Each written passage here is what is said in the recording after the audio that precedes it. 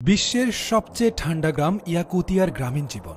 এখানে এত ঠান্ডা যে সেকেন্ডেই আপনার খাবার ঠিক এমন হয়ে যাবে। গরম পানি আকাশে ছুঁড়ে দিলেও মুহূর্তে তা বরফে পরিণত হবে, চোখের পাপড়ি পর্যন্ত বরফে ছেয়ে যাবে। দর্শক, তারপরেও কিন্তু জীবন থেমে থাকে না। আজকের ভিডিও ব্লগে ইয়াকুতিয়ার একটি পরিবারের সকাল থেকে রাত পর্যন্ত কিভাবে কাটে তা দেখতে চলেছেন। ভোর 7টা, এখনও সূর্য ওঠেনি। পরিবারের প্রধান কিরিল পেট্রোভ সবার আগে ঘুম থেকে উঠে তার প্রধান কাজ হয় স্টোর ঘর থেকে লাকড়ি এনে আগুন জ্বালানো, যেন এই ঠান্ডায় পরিবার একটু উষ্ণ থাকতে পারে। এতটা ঠান্ডায় দীর্ঘ 9 মাসের কাঠ সংগ্রহ করে রাখতে হয় এখানে, কারণ এই 9 মাসে আবহাওয়া এতটাই ভয়াবহ থাকে, কাঠ কাটার আর কোনো সুযোগই থাকে না। এই যে আইস কিউবগুলো দেখছেন, এগুলো হচ্ছে খাবার পানি। নভেম্বরের শুরুতে এই পানি মিঠা পানির লেক থেকে কেটে এনে একটা কক্ষে এভাবেই সংরক্ষণ করা হয়। তো তিনি এখান থেকে বরফের একটি টুকরো নিয়ে পানির ড্রামে রাখেন এবং চাকু দিয়ে বরফ ভেঙে দেন, যেন দ্রুত গলে গিয়ে পান করার উপযুক্ত হয়। এদিকে ওনার স্ত্রী সকালে উঠেই নাস্তা বানানোর কাজ শুরু করেছেন। আজকে তিনি তাদের ট্রেডিশনাল ব্রেকফাস্ট বানাচ্ছেন, যাকে বলা হয় খরচা। এখানে দুধের ক্রিমের সাথে স্ট্রবেরি জ্যাম দিয়ে ভালোভাবে মিক্স করা হয়। এই খাবার খুবই সুস্বাদু। যেহেতু তাদের এখানে চাষবাসের সুযোগ অনেক কম, তাই বেশিরভাগ খাবারই দুগ্ধ জাতীয় খাবার। এভাবেই বেজে গেল 7:40। এখন তাদের ছোট ছেলে আরিয়ানের ঘুম থেকে ওঠার সময় হয়েছে। তার মা নাস্তা বানাচ্ছে আর তাকে ডাকছে। আরিয়ানের বয়স 9 বছর। ইয়াকুতিয়ার ছেলেমেয়েরা স্কুলে যায় -54 ডিগ্রির উপরে হলে, অর্থাৎ এই আবহাওয়া পর্যন্ত স্কুলে যাবার মতো অবস্থা থাকে। এর নিচে নেমে গেলে রেড অ্যালার্ট জারি হয়। আজকে -40 ডিগ্রি সেলসিয়াস তাপমাত্রা, অর্থাৎ অন্যান্য দিনের চেয়ে সহনশীল। তাই আজকে স্কুলে যেতে হবে তাকে। দর্শক, চিন্তা করেছেন -40 ডিগ্রি তাপমাত্রা তাদের জন্য সহনশীল? আপনি আমি হলে কি অবস্থা হতো ভেবেছেন একবার? বরফ কাটা পানি নিয়ে ফ্রেশ হচ্ছে আরিয়ান। এবার একসাথে বসে নাস্তা খাবার পালা। প্যানকেক দিয়ে মিল্ক ক্রিম, যা এই ঠান্ডায় উচ্চ এনার্জি যোগাবে। পরিবারের এই দৃশ্যটা অনেক প্রশান্তির। আরিয়ানের বাবা বলেন যে, আমি অনেক পরিশ্রম করি আমার ছেলের জন্য।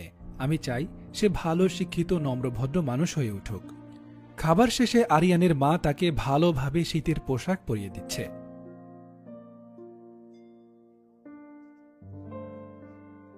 পোশাক পরায় কোনো রকম ভুল হলে মৃত্যু পর্যন্ত হতে পারে।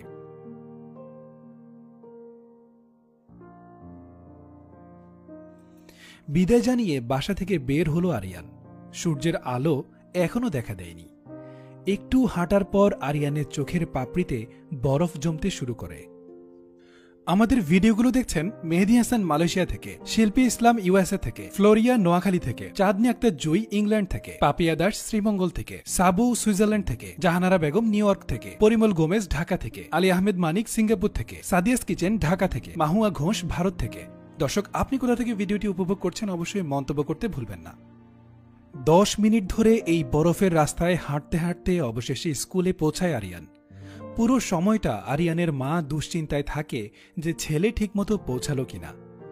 স্কুলে পৌঁছে যথারীতি ক্লাস করতে থাকে।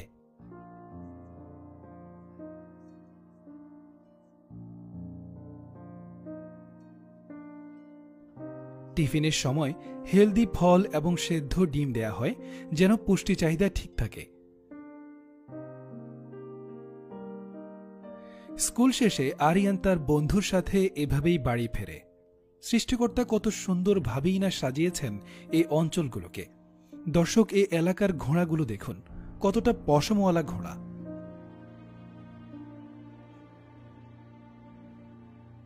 আরিয়ান বাড়িতে এসেই তার বাবার কাজে সাহায্য করে। তার বাবা একজন প্রফেশনাল কামার। এই এলাকায় তার মতো এত নিখুঁত ধারালো ছুরি বা লোহার তৈরি যে কোনো কিছু কেউই বানাতে পারে না।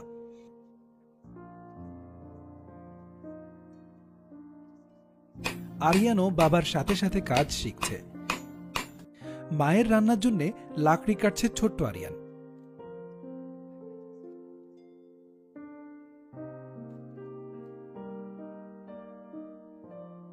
এবার লাকড়িগুলো নিয়ে বাসায় যাওয়ার পর মায়ের কাজেও হেল্প করছে সে।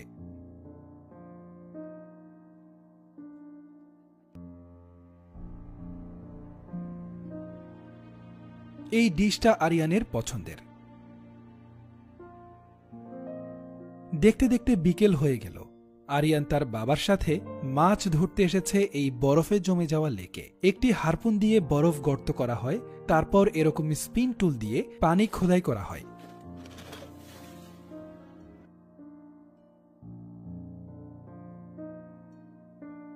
এবার জাল ফেলে এভাবেই মাছ ধরা হয়।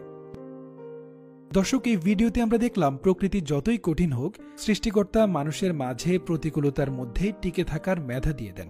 আমাদের সব পরিস্থিতিতে সৃষ্টিকর্তার প্রতি কৃতজ্ঞতা বা শুকরিয়া আদায় করা উচিত। কখনো নিজের অবস্থান নিয়ে অভিযোগ করা উচিত নয়।